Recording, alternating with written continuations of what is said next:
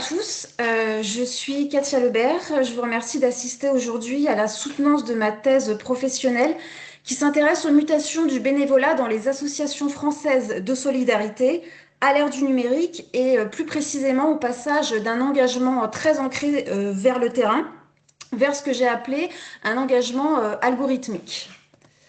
Alors pour comprendre ce qui se transforme aujourd'hui, il faut d'abord revenir sur ce que signifie s'engager. Quand on parle d'engagement, il ne s'agit pas simplement de donner du temps. S'engager, c'est faire le choix d'agir pour quelque chose qui a du sens, en lien avec des valeurs et dans une action collective. Et le bénévolat s'inscrit justement dans cette logique. C'est un engagement libre, non rémunéré, au sein d'une association.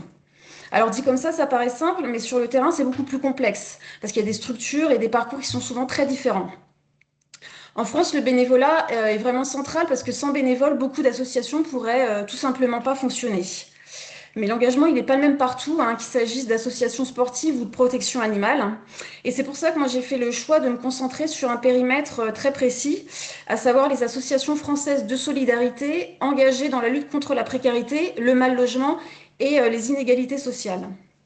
Ce choix, il est d'abord méthodologique, parce que ces associations, elles font face à des réalités similaires, qui sont souvent marquées par l'urgence, par le manque de moyens, et où la question des bénévoles est vraiment centrale. Et ce choix, il est aussi lié à mon parcours, à mon propre parcours, parce que je suis engagée auprès de la Fédération du Vadois du Secours populaire et je les accompagne sur des questions de communication. Donc je pars d'un terrain que je connais bien et sur ce terrain, un constat revient souvent, c'est que ces associations de solidarité ont de plus en plus de difficultés à recruter et à fidéliser des bénévoles. Et en parallèle, on voit sur le terrain que les outils numériques se multiplient et ils sont souvent présentés comme la solution. Donc c'est à partir de cette tension que ce travail a pris forme, avec la question centrale, dans quelle mesure les outils numériques et l'intelligence artificielle transforment-ils concrètement le recrutement, la mobilisation et la fidélisation des bénévoles dans les associations françaises de solidarité, et qu'est-ce que ça change dans la relation d'engagement. Alors, quand je parle d'intelligence artificielle dans ce travail, il me semble important de préciser de quoi il s'agit. Je ne parle pas ici d'une IA futuriste, je ne parle pas non plus d'outils qui remplaceraient les humains. Je parle plutôt d'une IA que je dirais ordinaire, qui est déjà intégrée dans de nombreux dispositifs numériques. Une IA souvent invisible, mais qui joue un rôle très concret dans la manière dont l'engagement est organisé. Et c'est ce qu'on va voir dans cette présentation. Donc pour saisir ce qui joue aujourd'hui avec le numérique, il faut d'abord prendre un peu de recul. Avant de parler d'outils ou d'algorithmes, il est essentiel de regarder comment le bénévolat lui-même a évolué ces dernières années. Le bénévolat à l'ancienne, c'est un engagement souvent à vie, très collectif, très ancré dans des mouvements syndicaux, politiques ou même religieux. Et la fidélité à une cause, à une structure, c'était vraiment la norme. C'était un engagement qui structurait une partie de l'identité. Mais cette époque, elle est finie. Aujourd'hui, on est passé à un engagement beaucoup plus individuel, beaucoup plus flexible. On est dans un engagement, je dirais, à la carte. Et l'enquête France Bénévolat 2025 le montre très bien. La majorité des missions aujourd'hui, elles sont ponctuelles et très courtes. On ne s'engage plus pour 20 ans, mais pour quelques heures par-ci, par-là. Et ça, pour les associations, c'est vraiment un changement de logiciel complet. D'ailleurs, les chiffres donnés par l'enquête France Bénévolat, toujours en 2025, sont assez frappants. La part des personnes engagées dans une association est passée d'environ 24% en 2019 à 20% en 2022. Et ce qui frappe surtout, c'est la rupture générationnelle chez les plus anciens, les plus de 65 ans. On passe de près de 40% de bénévoles en 2010 à seulement 24% aujourd'hui. En fait, c'est toute une génération de piliers associatifs qui se retirent progressivement. Et dans le même temps, les jeunes, les 15-34 ans, ils représentent désormais près d'un quart des bénévoles. Mais eux, ils s'engagent autrement, et moins dans la durée, plus sur des missions courtes, et ils sont souvent découvertes via les plateformes ou sur les réseaux sociaux. Les motivations, elles aussi, évoluent. Bon, être utile reste quand même le moteur principal pour 85% des bénévoles, ça ne change pas. Mais juste derrière, on trouve l'épanouissement personnel, cité par 42%, et le besoin de faire partie d'une équipe pour 31%. Et ce mouvement de fond a été brutalement accéléré par un événement que personne n'avait vraiment anticipé, c'est la crise du Covid-19. Pour beaucoup d'associations, ça a été un véritable électrochoc, avec d'un côté une transition numérique forcée, rapide et parfois brutale, et de l'autre une vraie fracture pardon, dans les parcours d'engagement. C'est dans ce contexte que le numérique a pris une place centrale dans les associations. Alors au départ, son rôle il était assez simple et assez classique. Il sert d'abord à rendre l'association visible. Le site internet, par exemple, reste un point d'entrée fondamental, pas seulement une vitrine, on y découvre la cause, les valeurs, les actions menées. C'est là que l'association donne le cadre. Les réseaux sociaux y jouent un rôle un peu différent. Facebook, Instagram ou LinkedIn servent à rendre l'action plus visible au quotidien. On y montre le terrain, les événements, les bénévoles en action. On crée de la proximité, de la récurrence, une forme aussi de familiarité avec la cause. Et pour beaucoup de bénévoles, de futurs bénévoles, l'engagement il commence par là, par une publication vue sur les réseaux sociaux. La newsletter, elle s'inscrit dans une autre logique. Elle permet de maintenir un lien dans la durée, d'informer, de valoriser les actions, de remercier et parfois de relancer aussi les bénévoles. Donc c'est souvent un outil clé pour la fidélisation parce qu'il s'adresse à des personnes qui sont déjà engagées ou déjà sensibles à la cause. Et pendant longtemps, le numérique s'est arrêté là. Il servait surtout à communiquer, à faire connaître et à maintenir le lien. Mais progressivement, son rôle a changé. Le numérique, il est devenu un outil d'organisation de l'engagement. Aujourd'hui, dans beaucoup d'associations, l'entrée dans le bénévolat se fait directement en ligne. On y découvre une mission sur un site ou sur une plateforme. On va remplir un formulaire, on indique ses disponibilités, parfois ses compétences, et en quelques minutes, finalement, l'engagement, il est enclenché. Des plateformes comme jeveuxaider.gouv.fr ou France Bénévolat structurent très fortement cette étape. Elles permettent aux associations de publier des missions, de les catégoriser, de filtrer par localisation, par durée, par type d'engagement. Et l'objectif, il est clair, hein, c'est vraiment de rendre l'engagement accessible, rapide et très fluide. En parallèle, on voit d'autres outils qui sont imposés pour gérer la relation dans le temps. Des solutions CRM comme Hello Assos ou Assos Connect permettent de centraliser les inscriptions, les adhésions. Elles automatisent des confirmations, des rappels, des messages. Elles permettent de suivre qui s'engage, quand et sur quoi. Donc ces outils sont largement utilisés parce qu'ils répondent à une contrainte très forte du monde associatif, à savoir le manque de temps, le manque de moyens et la nécessité de gérer de plus en plus de bénévoles avec des équipes qui sont souvent réduites. Le numérique est aussi présent dans le fonctionnement au quotidien avec, par exemple, des groupes WhatsApp pour coordonner une équipe, des agendas partagés pour organiser les permanences ou même des visios pour maintenir le lien quand les bénévoles ne se croisent pas physiquement, en fait. Donc tous ces outils ont apporté des bénéfices réels, hein. Ils permettent de toucher plus de monde, de simplifier certaines tâches, de rendre l'engagement plus accessible, notamment pour des publics jeunes, mobiles et très connectés. Cependant, cette transition numérique, elle ne s'est pas faite de manière uniforme. Les grandes structures, les grandes associations qui étaient déjà bien équipées ont plutôt bien absorbé le choc. Elles avaient les moyens, les compétences et parfois même des équipes déjà dédiées. Pour les plus petites associations, en revanche, la transition a été beaucoup plus compliquée. Le manque de temps, le manque de compétences, le manque de budget. Et une étude toujours de France Bénévole publiée en 2025 montre d'ailleurs que près de la moitié des associations rencontrent encore aujourd'hui des difficultés avec le numérique. C'est dans ce contexte marqué à la fois par la montée du numérique et par de fortes inégalités entre les associations qu'un nouvel acteur s'est vraiment imposé. C'est la plateforme. À ce stade, on parle plus seulement d'outils numériques en appui, hein. On commence à voir le numérique structurer les parcours d'engagement eux-mêmes. C'est là qu'on entre dans ce que j'appelle l'engagement algorithmique. Alors concrètement, ça signifie que l'entrée dans l'engagement n'est plus d'abord organisée par une rencontre ou par un échange humain, mais dans un système technique qui met en relation une offre et une demande. Si on prend un exemple très simple, un futur bénévole arrive sur une plateforme, tous bénévoles par exemple. Il renseigne sa localisation, ses disponibilités, parfois ses compétences. Et à partir de ces informations, le système va filtrer, classer et proposer certaines missions plutôt que d'autres. Autrement dit, avant même qu'il y ait un contact avec une association, il y a déjà un premier tri qui a eu lieu. Ce ne sont pas des décisions prises à la place des individus, mais des choix techniques qui orientent très concrètement ce qui est visible, proposé ou mis en avant. Et c'est précisément à ce niveau que l'engagement devient algorithmique, quand des règles de classement, de priorisation ou de correspondance structurent les parcours d'engagement, souvent de manière invisible, à la fois pour les bénévoles comme pour les associations d'ailleurs.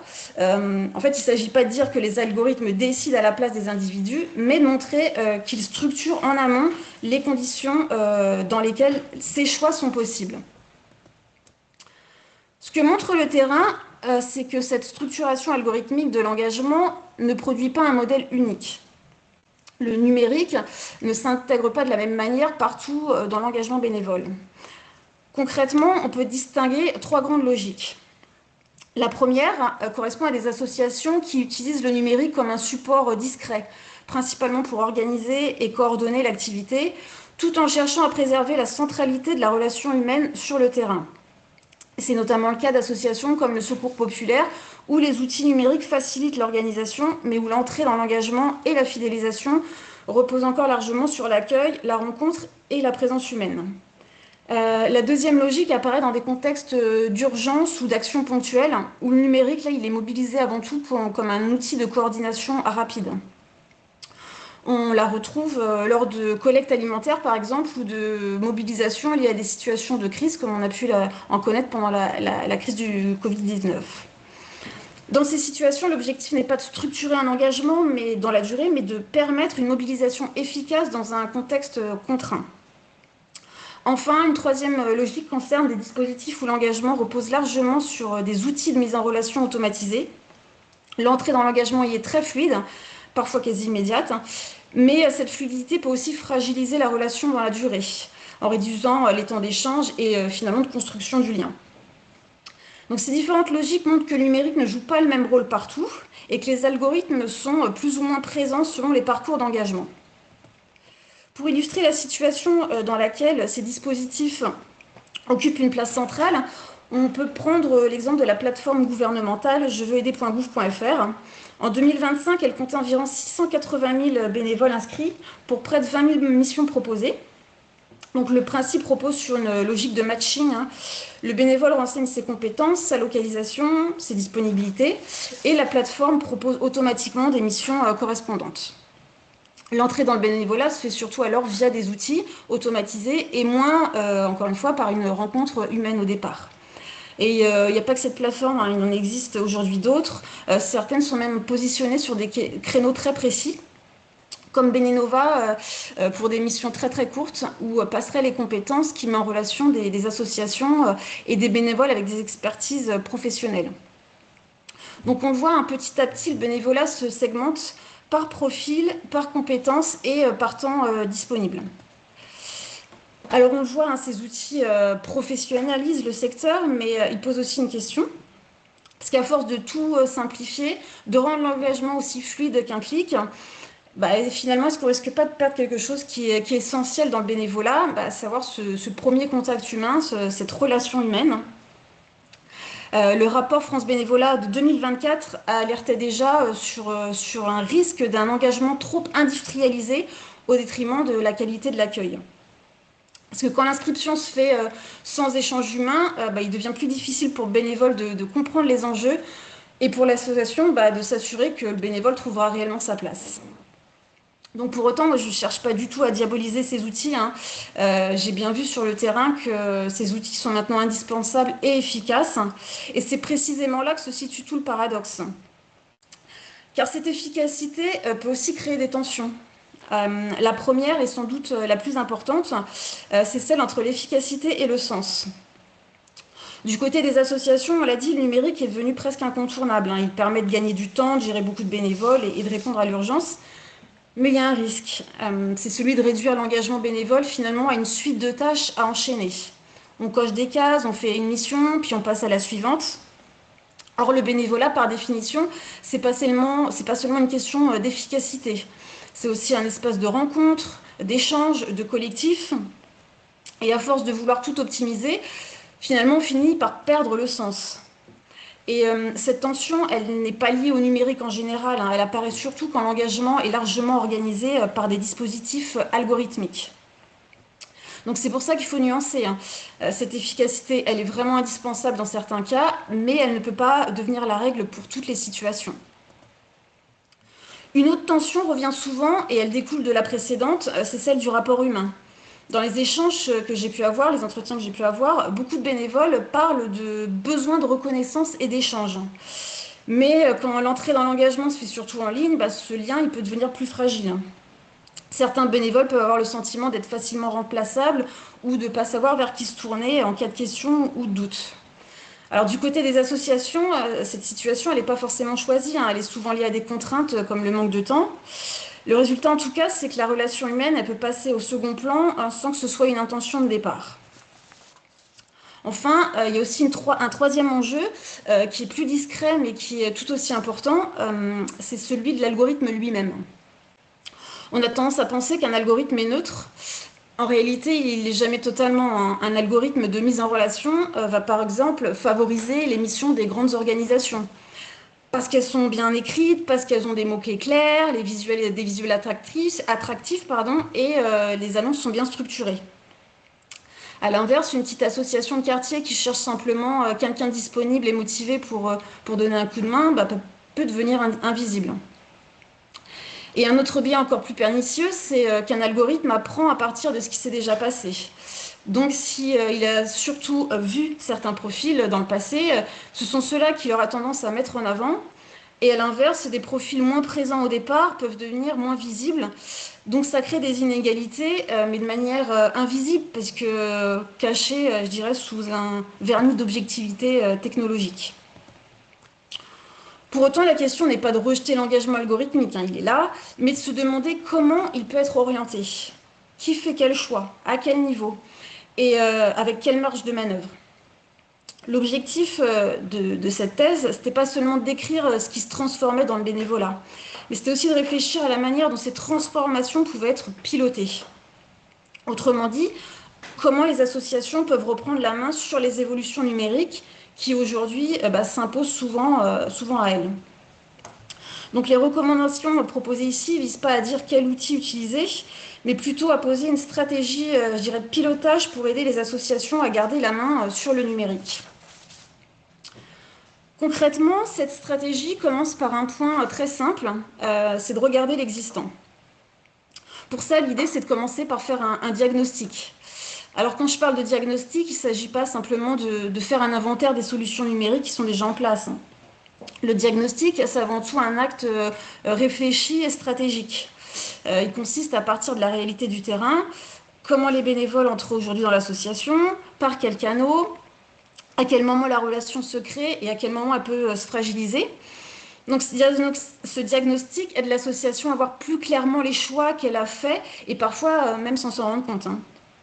Dans beaucoup d'associations, les outils numériques sont ajoutés finalement petit à petit, sans réelle vision globale. Et quand ces choix sont pas clairement posés, c'est souvent les outils qui finissent par imposer leur logique.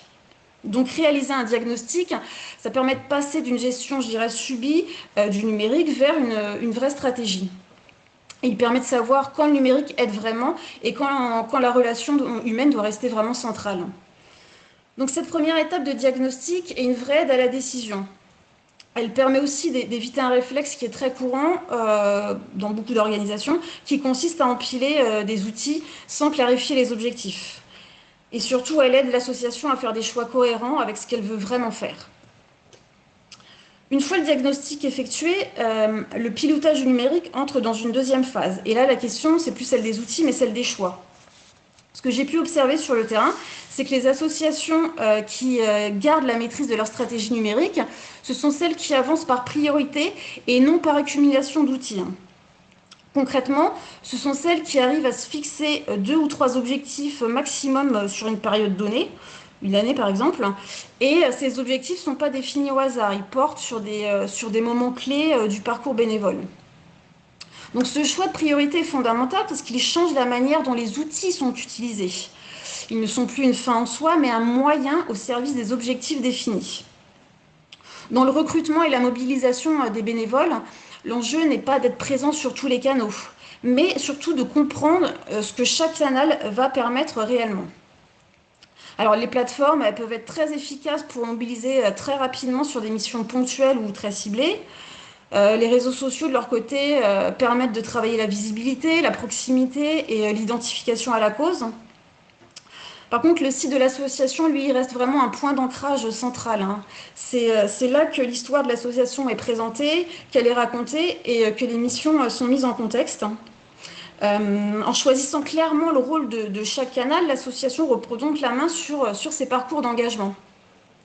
Et en plus, avancer par priorité, ça permet aussi une chose essentielle qui est de donner du temps finalement aux équipes de s'approprier les outils. Donc le pilotage du numérique devient alors progressif, cohérent avec le projet associatif plutôt qu'une succession d'initiatives subies. Donc une fois les outils mieux maîtrisés, le travail ne s'arrête pas là, hein, le sens de l'engagement doit aussi être construit. Et c'est précisément à ce niveau que le récit et le storytelling jouent un rôle stratégique. Donc le storytelling n'est pas utilisé ici comme un outil promotionnel, mais comme un véritable levier de pilotage du sens. Quand on montre ce qui se passe sur le terrain et ce que vivent les bénévoles, l'engagement il prend un autre sens. On comprend mieux pourquoi on s'engage. Et en fait, ça change aussi ce que ça change en fait concrètement sur le terrain. Et dans un environnement où les plateformes découpent souvent l'engagement en missions courtes, bah finalement, le storytelling, lui, permet de relier tout ça. Il va relier les missions entre elles. Il va inscrire l'action bénévole dans une histoire collective. Et il rappelle le projet associatif qui donne finalement sens aussi à tout l'engagement. Dans la durée, ce sont vraiment ces histoires, ces récits qui créent l'attachement et donnent envie de rester engagé. Les outils facilitent l'entrée dans l'engagement, mais c'est le storytelling qui fait la différence sur le long terme. Enfin, tout cela conduit à une dernière étape du pilotage, celle d'assurer la continuité de la relation avec les bénévoles. Avec l'engagement algorithmique, le risque n'est pas de ne pas recruter, hein, mais de perdre des bénévoles sans même s'en rendre compte. Plus les points de contact se diversifient, la plateforme, les réseaux sociaux, les sites internet, plus les parcours bénévoles ont tendance à se fragmenter. À ce stade, l'enjeu est donc de garder une relation dans le temps avec les bénévoles, malgré la diversité des canaux. Et pour ça, il faut pouvoir suivre les parcours, accompagner les bénévoles et repérer aussi les moments où l'engagement commence à faiblir. Et pour maintenir cette relation dans la durée, les outils de suivi deviennent utiles. Des outils de CRM comme AssoConnect, par exemple, permettent aux associations de centraliser les informations sur les bénévoles, de les suivre dans le temps, de garder une trace des échanges et d'adapter finalement l'accompagnement en fonction des parcours. En résumé, cette stratégie de pilotage des associations repose sur 4 étapes. D'abord, reprendre la main grâce à un diagnostic pour partir de la réalité du terrain et ne plus subir les outils. Ensuite, faire des choix clairs en avançant par priorité plutôt que d'empiler des dispositifs numériques. Troisièmement, remettre le sens au centre, notamment à travers le récit et le storytelling, pour éviter que l'engagement ne se réduise à une succession de missions. Et enfin, piloter la relation dans la durée, en s'appuyant sur des outils de suivi afin de maintenir la confiance et la continuité de l'engagement. Donc jusqu'ici, j'ai parlé de ce que les associations peuvent piloter directement. Mais tout ne dépend pas d'elle, hein. Aujourd'hui, le bénévolat représente une valeur sociale très importante et pourtant une grande partie de cet engagement reste peu visible et surtout quand il est ponctuel. Et ce sont justement ces formes ponctuelles d'engagement qui se développent le plus. Donc dans ce contexte, les pouvoirs publics ont aussi un rôle important à jouer. Ils peuvent aider à rendre ces parcours plus lisibles et plus continus. Alors des dispositifs existaient déjà, hein, comme le passeport citoyen ou la reconnaissance des compétences qui vont dans ce sens.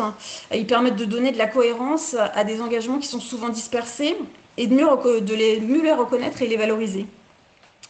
Mais pour que ces parcours tiennent vraiment dans le temps, il faut aussi des moyens, donc c'est-à-dire des financements plus stables qui permettent aux associations d'accompagner les bénévoles et de les maintenir dans la durée. Et cette question des moyens est très importante aujourd'hui, hein, parce que depuis plusieurs mois, beaucoup d'associations alertent justement sur la baisse de leurs subventions et sur les difficultés que cela crée dans leur quotidien. Et les dernières annonces budgétaires sur la vie associative vont plutôt dans le sens d'une réduction des financements, ce qui renforce encore plus les inquiétudes. Donc le rôle des pouvoirs publics est de poser un cadre qui permette à l'engagement d'être reconnu et de durer, sans prendre la place bien sûr des associations, mais en leur donnant les moyens d'agir. Il y a enfin un troisième espace où se construisent aujourd'hui une partie des parcours d'engagement. Et cet espace, ce sont les plateformes numériques dont on a parlé, hein. Donc on l'a déjà dit, hein, ces plateformes organisent de plus en plus concrètement l'accès à l'engagement. Selon la manière dont une mission est mise en avant, certaines associations deviennent très visibles, alors que d'autres passent plus facilement inaperçues, hein. Une partie des choix se joue donc en amont, dans la façon dont les missions sont présentées ou classées, hein.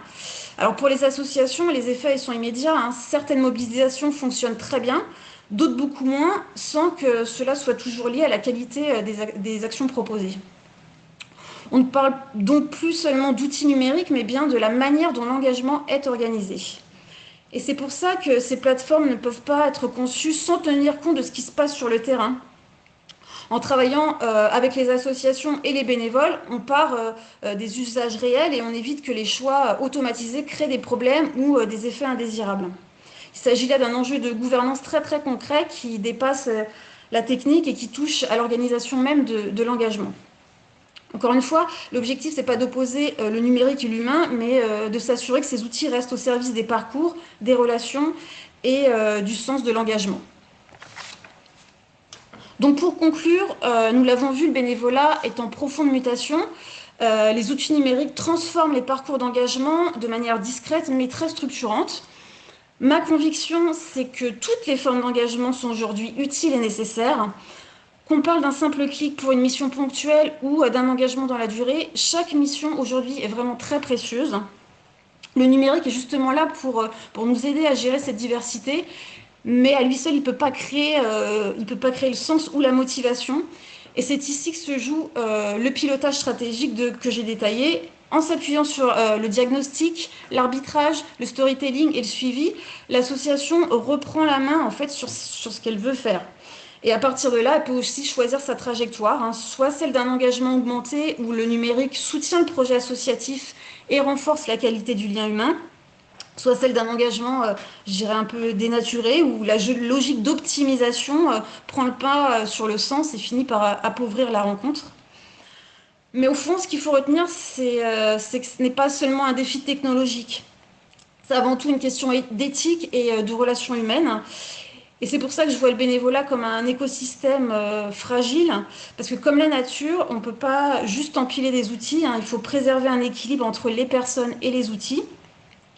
Le numérique nous rend plus efficaces, ça c'est certain, mais il remplacera jamais l'essentiel, à savoir la confiance, la rencontre et au final l'humain.